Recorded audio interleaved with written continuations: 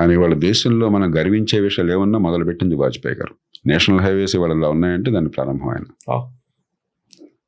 ఈవేళ మీరు mobile telephones ప్రతి చేతికి ఉన్నాయని చెప్పంటే ఆనాడు తీసుకొచ్చిన విధానాలు.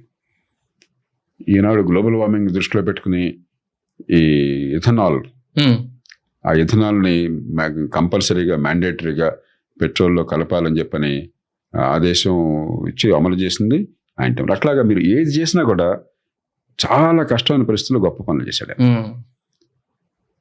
ఆర్థికంగా బ్రహ్మాండమైన అభివృద్ధి సాధించారు. ఇండియా షైనింగ్ అనుకున్నారు. మధ్యతరగతి యువత అంతా కూడా అసలు భవిష్యత్తు అందంగా ఉంటుందని చెప్పన్నారు. ఢామ్ని జనం ఓడించారు 2004లో. ఆయన ఏమన్నారు తెలుసా?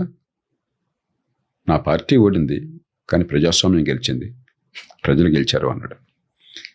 అంటే అధికారంలో ఉన్నానా లేదా అని కాకుండా ప్రజలు దేశాన్ని గురించి ఆలోచిస్తే